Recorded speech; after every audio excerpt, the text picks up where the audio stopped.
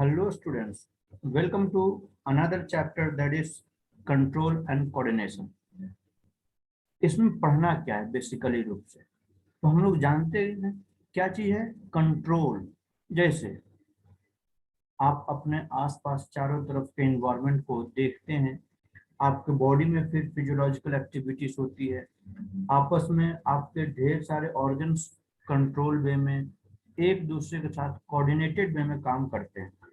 ठीक है, तो उसी के बारे में हम लोग को पढ़ना है कि कैसे हमारा बॉडी एक दूसरे को कंट्रोल करता है, एक एक वर्किंग इन्वायरमेंट को कंट्रोल करता है और डिफरेंट ऑर्गन्स कैसे आपस में कोऑर्डिनेटली वे में कोऑर्डिनेशन के साथ काम करता है। ठीक है, तो उसी के बारे में पढ़ना है। तो हम लोग बोल सकते हैं क्या चीज कि एवरी ऑर्गेनिज्म, कोई भी ऑर्गेनिज्म हो, एवरी ऑर्गेनिज्म, तो यहाँ ऑर्गेनिज्म का मतलब क्या है, लिविंग ऑर्गेनिज्म होना चाहिए। तो every organism must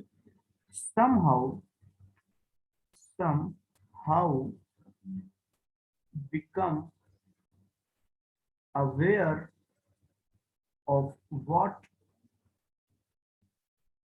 is going on in their surroundings, going on around the surrounding। ठीक है, और अकॉर्डिंगली उसी के जैसे अगेंस्ट में आप उसको क्या करते हैं, रिएक्शन परफॉर्म करते हैं। तो हम लोग बोल सकते हैं कि जो भी सराउंडिंग्स में हो रहा है and accordingly perform action for its survival। ठीक है, सर्वाइवल के लिए हम लोग जैसा सराउंडिंग्स में चीजें हो रही है उसी के अगेंस्ट में हम लोग रिएक्शन करते हैं।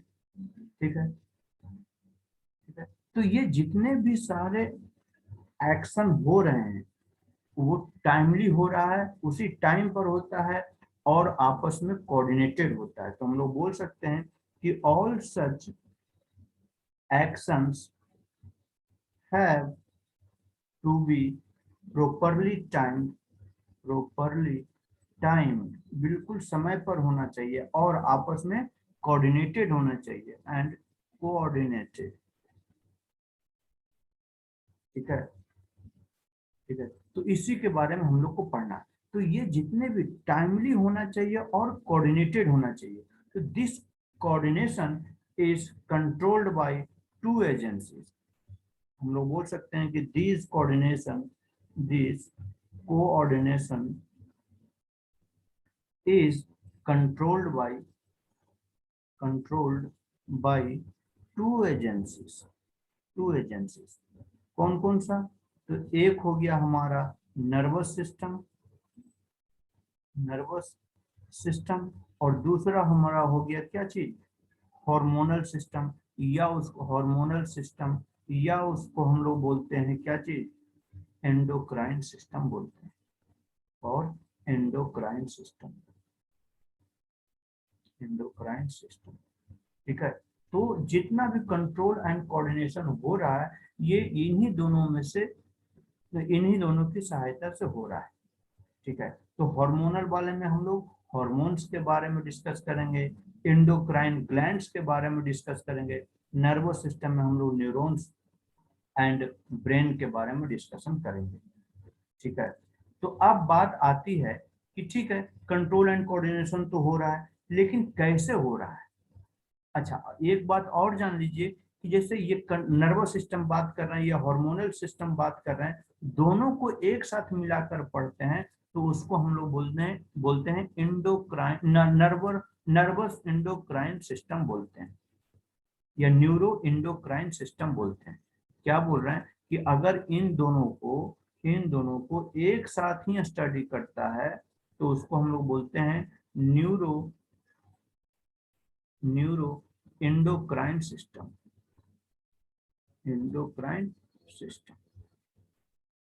ठीक है, चलिए, तो हम क्या बात कर रहे थे कि ठीक है कंट्रोल करता है, कोऑर्डिनेशन करता है, लेकिन अगर मान लीजिए कि बाहर आपको अगर समोसे बिक रहे हो तो आपको सेंस क्या होता है, उसके स्मेल से सेंस होता है। और उसके लिए ऑर्गन कौन सा रिस्पॉन्सिबल है, तो हम लोग में nose responsible for the smelling. इसलिए हम लोग बोल सकते हैं क्या कि there are different types of sense organs present in our body. तो कितने प्रेजेंट हैं सेंस ऑर्गन, पहले उसकी बात कर लेते हैं। तो देखिए हमारे में बॉडी में कितना सेंस ऑर्गन प्रेजेंट है। तो नॉर्मली हम लोग 5 सेंस ऑर्गन की बात करते हैं। सेंस ऑर्गन कौन कौन सा है, तो जैसे हम लोग बात कर लिए नोज, आई, ईयर, टंग, ठीक है, स्किन, ये सब हमारा क्या हो गया, सेंस ऑर्गन हो गया। तो इन सभी ऑर्गन्स में कुछ ना कुछ रिसेप्टर्स प्रेजेंट होंगे जो रिसीव करता होगा। जैसे हम यहाँ बात किए समोसे की, तो समोसा का स्मेल जो निकल रहा है वो हमारे नोज के पास जा रहा है, और नोज के पास कुछ रिसेप्टर्स प्रेजेंट होंगे, रिसेप्टर्स प्रेजेंट होंगे जो कि उसको रिसीव करेगा, क्या चीज को, स्मेल को रिसीव करेगा। तो हम लोग बोल सकते हैं कि दीज आर रिसेप्टर्स क्या है, तो receptors are the specialised tip of nerve fibres. यानी हम लोग सबसे पहले बात कर सकते हैं रिसेप्टर्स। तो receptor receives the stimulus, receive the stimulus. और स्टिमुलस क्या है, तो जो बाहर से इन्वायरमेंट से जो भी कुछ इंफॉर्मेशन आ रहा है उसको हम लोग स्टिमुलस बोलते हैं, ठीक है। तो रिसेप्टर क्या है, तो receptors are the specialised specialised tip of the nerve fibre, nerve fibre, जिसका काम क्या है, that collects the information, that collects the information and to be conducted by nerve, ठीक है। ये रिसेप्टर्स है। तो हम क्या बोल रहे हैं कि ये रिसेप्टर्स अलग अलग ऑर्गन्स में अलग अलग टाइप के रिसेप्टर्स प्रेजेंट रहेंगे। जैसे अगर हम लोग बात कर लेते हैं क्या चीज, फोनो रिसेप्टर की बात करते हैं। हम लोग क्या बात कर रहे हैं, फोनो रिसेप्टर, फोनो रिसेप्टर्स, ठीक है। तो ये फोनो रिसेप्टर्स कहाँ पर प्रेजेंट रहेगा, तो this is present in the year, और ईयर में प्रेजेंट इन ईयर, और ईयर में भी कहाँ पर, तो इंटरनल ईयर के पास प्रेजेंट रहेगा, इंटरनल ईयर।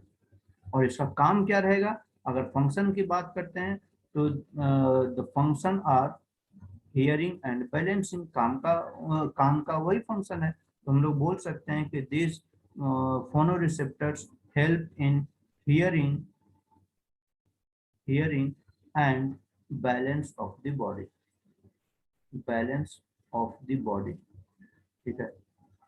तो हम लोग क्या बोल रहे हैं कि this is present in year. अच्छा, ईयर का आपको जानकारी होनी चाहिए कि ईयर का जो फर्स्ट फंक्शन है, first function is balancing and hearing is the second function of year, ठीक है। और ठीक उसी तरीके से हम लोग दूसरे रिसेप्टर्स की बात करते हैं। ये तो हम लोग बात कर लिए फोनो रिसेप्टर्स, जो कि हम लोग को कहाँ पर प्रेजेंट है, ईयर में प्रेजेंट है।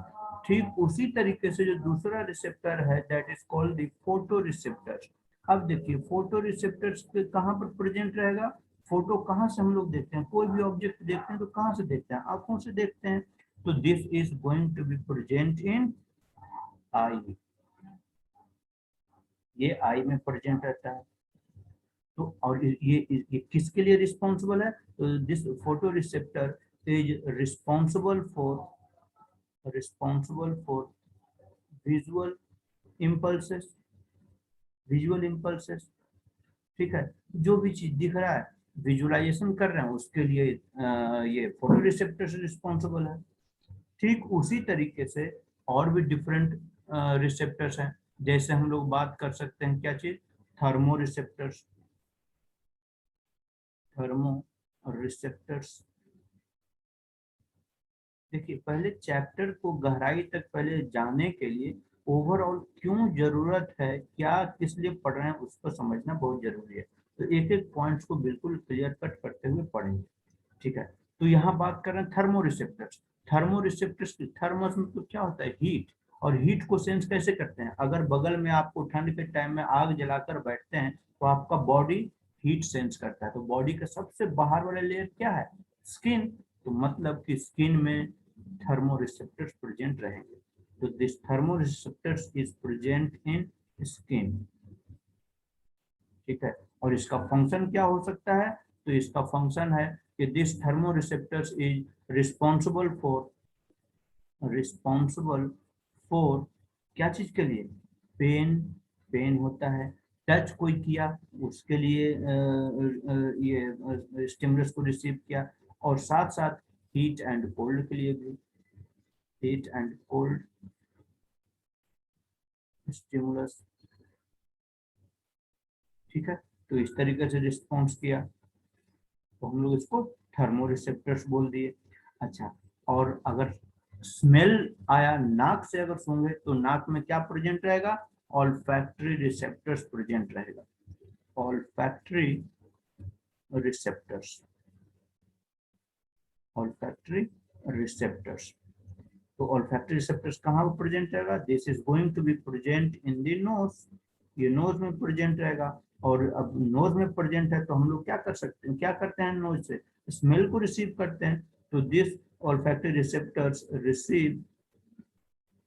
रिसीव स्मेल, ये स्मेल को रिसीव करता है। ठीक उसी तरीके से हम लोग टंग से क्या करते हैं, टेस्ट पता करते हैं। तो जो टंग में रिसेप्टर्स प्रेजेंट रहता है उसको हम लोग बोलते हैं क्या चीज, गस्टेटरी रिसेप्टर्स बोलते हैं, गस्टेटरी रिसेप्टर्स, ठीक है। तो this gustatory receptors is going to be present in tongue, tongue. और इसका काम क्या है कि this gustatory receptors helps in taste detection, ठीक है। तो हम लोग क्या देखे कि हम लोग के बॉडी में क्या है, 5 डिफरेंट टाइप्स के सेंस ऑर्गन प्रेजेंट रहते हैं, और उन सब में अलग अलग टाइप के रिसेप्टर्स प्रेजेंट रहते हैं, जो कि इन्वायरमेंट स्टिमुलस को रिसीव करता है और वो हमारे ब्रेन तक, नर्वस सिस्टम तक सेंड करने का काम करता है, और उसके बाद उसी स्टिमुलस को इंटरप्रेट करके हमारे बॉडी को, हमारे रिसेप्टर्स को, ऑर्गन्स को बतलाता है कि इस टाइप का स्टिमुलस आया है, ठीक है। तो इस तरीके से इंटरप्रिटेशन होता है। और इसके लिए हम लोग क्या बोल रहे हैं कि there are 2 agencies which are responsible for the control and coordination, एक नर्वस सिस्टम और दूसरा एंडोक्राइन सिस्टम। तो नर्वस सिस्टम की अब बात करेंगे, तो नर्वस सिस्टम है क्या, तो मतलब अब नर्वस सिस्टम की जरूरत क्या पड़ी, इतना इंफॉर्मेशन हम लोग ले लिए कि रिसेप्टर्स प्रेजेंट रहते हैं, फिर ये क्या बोल सकते हैं, रिसेप्टर्स प्रेजेंट रहते हैं जो कि स्टिमुलस, सराउंडिंग स्टिमुलस को वो रिसीव करते हैं और हमारे ब्रेन को अलर्ट करते हैं या हमारे बॉडी को इंफॉर्मेशन देते हैं, ठीक है। पहली बात हम लोग बात करते हैं कि नर्वस सिस्टम क्या है, नर्वस सिस्टम, ठीक है। तो nervous system are composed of specialized tissue that is called the nervous tissue. So nervous system is composed of specialized specialized tissue called nervous tissue, nervous tissue। और इस nervous tissue, अब tissue किससे बना होता है, सेल्स के aggregation part से बना होता है, सेल ढेर सारा सारा मिलकर एक टिश्यू का फॉर्मेशन करता है। तो हम लोग बोल सकते हैं कि इस नर्वस टिश्यू का बेसिक यूनिट क्या हुआ, सेल। और वो कौन सा सेल है, that is called the nerve cell, या जिसको हम लोग न्यूरॉन्स बोलते हैं। तो हम लोग यहाँ बोल सकते हैं कि नर्व सेल, और जिसको हम लोग न्यूरॉन्स बोलते हैं, neuron is the structural and functional unit of nervous system, functional unit of nervous system. ठीक है, ये बात भी समझ में आ गई। तो अब देखिए यहाँ पर हम लोग दो चीजें बात की, थोड़ी थोड़ी जानकारी होनी चाहिए। क्या कि देखिए नर्वस सिस्टम का विकास किस लिए हुआ, तो नर्वस सिस्टम का डेवलपमेंट इसलिए हुआ कि हर एक सेल्स को, हर एक ऑर्गन्स को, टिश्यू को जोड़ सके, आपस में यूनाइट करके रख सके। लेकिन अब वहीं पर कहीं कहीं बिल्कुल ऑर्गन्स में फार अवे है अपने नर्वस सिस्टम से, तो वहां पर कैसे पहुंचेगा, तो वहां पर नर्वस सिस्टम नहीं पहुंच सकता, तब जाकर हार्मोनल सिस्टम का डेवलपमेंट हुआ। ठीक है, इसीलिए हम लोग क्या पढ़ते हैं कि कंट्रोल एंड कोऑर्डिनेशन के लिए हम लोग को दो एजेंसीज की बात करते हैं। एक हमारा हो गया नर्वस सिस्टम और दूसरा हमारा हो गया क्या चीज, एंडोक्राइन सिस्टम हो गया। तो अब हम लोग बात करते हैं क्या कि फंक्शन या नीड ऑफ नर्वस सिस्टम क्या रहा, नीड क्यों जरूरत पड़ा, तो हम लोग बोल सकते हैं need of nervous system, need of nervous system, क्यों जरूरत पड़ा। ठीक है, क्यों जरूरत पड़ा, पहला पॉइंट क्या हो सकता है कि अपने सराउंडिंग्स में जो भी हो रहा है उसके बारे में आपको जानकारी होनी चाहिए। यानी हम लोग बोल सकते हैं कि nervous system keeps us informed about the surrounding, about the surrounding या वर्ल्ड बोल सकते हैं, अबाउट द आउटसाइड वर्ल्ड। ठीक है, इसके बाद और क्या है नर्वस सिस्टम में हम लोग देखते हैं, जैसे हम पढ़ा रहे हैं और आप इसको पढ़कर यानी सुनिएगा, सोचिएगा और उसके बाद इसको याद भी रखिएगा। ठीक है, तो मतलब दूसरा काम क्या हो गया कि this nervous system enables enables us to remember to think, remember to think and to reason out।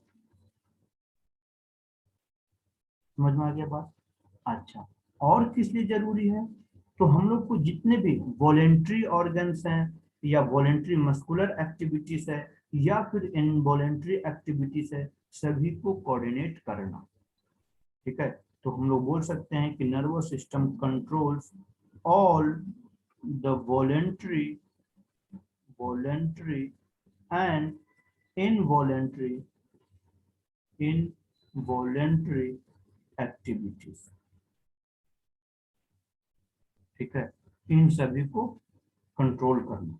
तो इस तरीके से हम लोग क्या बोले कि नर्वस सिस्टम की क्यों जरूरत पड़ी। ठीक है, ठीक है, तो हम लोग बात करते हैं अब कि जो नर्वस सिस्टम बना हुआ है क्या चीज से बना हुआ है, नर्व सेल से बना हुआ है, या जिसको हम लोग बोल रहे हैं न्यूरॉन्स बोल रहे हैं। तो अब हम लोग बात करेंगे न्यूरॉन्स क्या है। ठीक है, या फिर नर्व सेल क्या है। चलिए, तो हम लोग टॉपिक डालते हैं न्यूरॉन, और जिसको हम लोग बोलते हैं नर्व सेल। ये है क्या, सबसे पहला पॉइंट यहाँ पर होना चाहिए क्या चीज कि this is structurally and functional unit of nervous system. तो हम लोग बोल सकते हैं कि this is the unit of nervous system. ठीक है, ठीक है, चलिए अब ये एक टाइप का क्या बात करें कि this is the specialised cell, this is this मतलब न्यूरॉन इज स्पेशलाइज्ड सेल। कैसा स्पेशलाइज्ड है, ठीक है स्पेशलाइज्ड सेल है, बट कैसा है, क्या काम करेगा, तो this is specialised cell and is responsible responsible for responsible for transmission of nerve impulse, responsible for transmission of क्या चीज, नर्व इम्पल्स। जो भी इसमें इम्पल्स जनरेट होगा उसको कंडक्ट कर देगा, उसको ट्रांसमिट कर देगा। ये इसकी बहुत बड़ी खासियत है इस स्पेशलाइज्ड सेल की, किसकी, न्यूरॉन्स या नर्व सेल्स की। ठीक है, तो अब ये जो न्यूरॉन्स होता है वो किन किन चीजों से मिलकर बना होता है, यानी हम लोग बोल सकते हैं या पढ़ेंगे structure of neurons, structure of neurons. तो हम लोग न्यूरॉन्स के स्ट्रक्चर के बारे में पढ़ेंगे और इसमें ये जानकारी इकट्ठा करेंगे कि जो न्यूरॉन्स होता है बेसिकली 3 कंपोनेंट से मिलकर बना होता है, यानी neuron consist of 3 main parts. कौन कौन सा? तो पहला पार्ट है दैट इज कॉल्ड द साइटोन, या इसको हम लोग बोलते हैं सेल बॉडी बोलते हैं, सेल बॉडी। ठीक है, या इसको हम लोग कभी कभार पेरिकैरियोन भी बोलते हैं, पेरिकैरियोन। पेरी का मतलब क्या हुआ? तो देखिए, पेरी का मतलब होता है चारों तरफ। पेरी का मतलब क्या हुआ? सराउंडिंग, चारों तरफ। और कैरियोन का मतलब क्या हुआ? कैरियोन का मतलब होता है क्या चीज? कैरियोन का मतलब होता है न्यूक्लियस, न्यूक्लियस। तो न्यूक्लियस के चारों तरफ प्रेजेंट रहने वाला पार्ट को हम लोग सेल बॉडी या साइटोन बोलते हैं। ठीक है, तो अब बात करते हैं कि ये क्या है, कैसे है, उसके बारे में डिस्कशन करते हैं। तो चलिए पहले सेल बॉडी की बात करते हैं। तो सेल बॉडी क्या है? तो this is somewhat star shaped structure. This is somewhat star shaped structure, star shaped structure। कैसा है? तो देखिए इस तरीके से देखने को मिलेगा। तो दिस इज कॉल्ड द साइटोन, तो ये स्टार शेप का आ गया। ठीक है, इसलिए हम लोग बोल रहे हैं क्या चीज कि this is star shape structure. और इसमें क्या क्या चीज और प्रेजेंट रहेगा? तो इसमें न्यूक्लियस बीच में सेंटर में प्रेजेंट है, इसलिए तो इसको नाम दिए हैं पेरिकैरियोन। तो बीच में न्यूक्लियस प्रेजेंट रहेगा, तो हम लोग बोल सकते हैं कि this cell body contains well defined nucleus, well defined nucleus. ठीक है, अच्छा इसके अलावा और क्या चीज प्रेजेंट रहता है? तो इस स्टार शेप जो स्ट्रक्चर दिख रहा है इसके ऊपर में ढेर सारा छोटा छोटा ब्रांचेस नजर आता है, जिसको हम लोग डेंड्रॉन्स बोलते हैं, इस टाइप से। ठीक है, तो हम लोग इसमें ये भी बोल सकते हैं, क्या चीज बोल सकते हैं कि स्टार शेप स्ट्रक्चर या cyton have many hair like structure, hair like structure, hair like structure called क्या चीज? डेंड्राइट्स। बड़ा इंपॉर्टेंट चीज है डेंड्राइट्स। ठीक है, अब डेंड्राइट्स का काम क्या है? तो dendrites receive the nerve impulse. क्या काम है इसका? देखिए कितना इंपॉर्टेंट काम करने जा रहा है कि this dendrites is going to receive the nerve impulse, receive the nerve impulse, nerve impulse को रिसीव करने के लिए रिस्पॉन्सिबल। और इसी जैसे देखिए, इसलिए अब क्यों ब्रांचेस फॉर्म में? देखिए मान लीजिए कि एक छोटा सा कोई स्टिमुलस आ रहा है, इम्पल्स आ रहा है। अब अगर एक पॉइंट यहाँ पर फाइबर रहता तो हो सकता है ये मिस आउट कर लेता, लेकिन अगर ढेर सारा इस तरीके से गुच्छे में बिल्कुल बना हुआ है तो कहीं ना कहीं तो नर्व इम्पल्स आएगा। ये जो सेंस पॉइंट है ये कहीं ना कहीं तो टच होगा किसी से, और वो नर्व इम्पल्स सेंस कर लेगा, रिसीव कर लेगा, और वो न्यूरॉन सेल को दे देगा, यानी आगे सेल को साइटन बॉडी को दे देगा, और वो साइटोन नेक्स्ट पार्ट में कंडक्ट करवा देगा।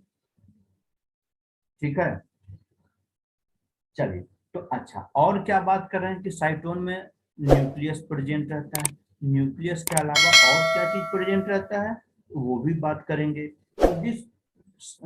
This cyton have, this cyton या cell body has all cell organelles like क्या चीज सेंट्रो ये लाइक माइटोकॉन्ड्रिया,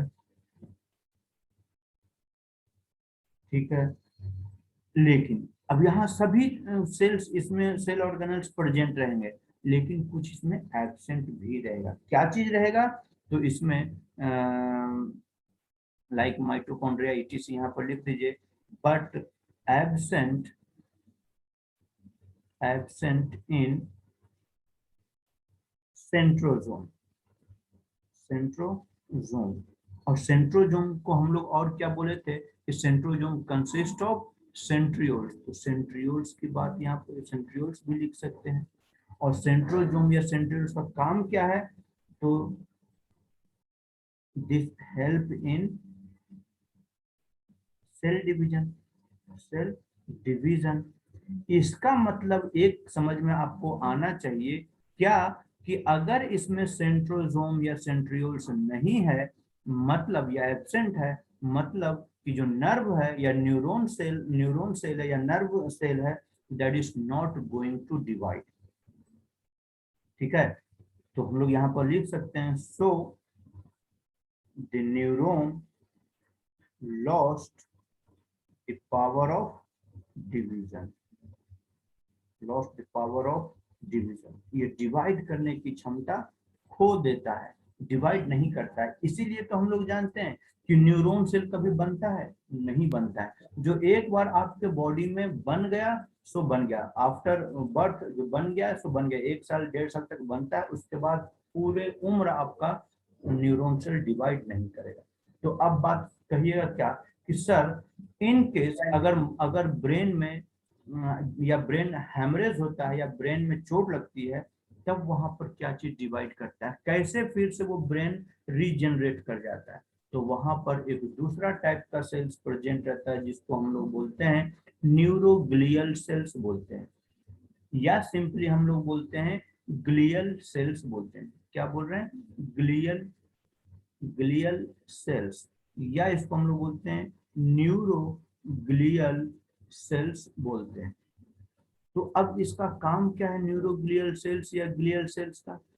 तो ये पैकेजिंग में काम करता है, कनेक्शन में काम करता है, इंटरकनेक्शन, जैसे इंटरकनेक्शन ऑफ नर्व फाइबर्स या न्यूरॉन्स। 2 न्यूरॉन्स तो 3 न्यूरॉन्स आ रहे हैं, जैसे एक न्यूरॉन्स इधर से आ रहा है तो फिर एक न्यूरॉन इधर से आ रहा है, तो यहाँ पर उसको पैकेजिंग के लिए एक ग्लियल सेल्स रहेगा। और साथ साथ इसको और भी डिफरेंट टिश्यू से इसको प्रोटेक्ट करने के लिए इसके बीच में हम लोग को ग्लियल सेल्स ही प्रेजेंट रहेगा। तो इस तरीके से उसको प्रोटेक्शन भी दे दिया, आपस में न्यूरॉन्स को इंटरकनेक्ट भी कर लिया। तो इसलिए वहां पर जो डैमेज होता है तो न्यूरोग्लियल सेल से डिवाइड होता है और उसको फिर से फिलअप कर देता है। लेकिन अब अगर ये न्यूरॉन 1 है और ये न्यूरॉन 2 है, अगर ये अगर इसमें खराबी हो गई तो ये पूरा का पूरा सेक्शन खत्म हो जाएगा, ये काम नहीं करेगा। बाकी आपका काम कौन सा करेगा? न्यूरॉन 2 काम करेगा। लेकिन अब ये यहाँ पर मान ली कि इसको इस तरीके से प्रोटेक्शन मिला हुआ है, न्यूरोग्लियल सेल से, तो अगर डैमेज होता है तो पहले ये वाला पार्ट डैमेज होता है, न्यूरोग्लियल सेल्स। और न्यूरोग्लियल सेल्स के पास पावर ऑफ डिवीजन इसके पास है, इसके पास नहीं है। ऐसा नहीं है कि इसके पास नहीं है। तो अगर कुछ डैमेज होता है तो फिर से ये रीजनरेट कर लेगा, बट यहाँ पर न्यूरॉन सेल्स को प्रोटेक्ट किए हुए रहेगा। लेकिन एक बार अगर ये न्यूरॉन सेल डैमेज हो गया तो ये पूरा का पूरा डैमेज हो जाएगा और ये कभी भी ग्रोथ नहीं करेगा, कभी भी डिवाइड नहीं करेगा। ठीक है, तो आज इतना रहने देते हैं।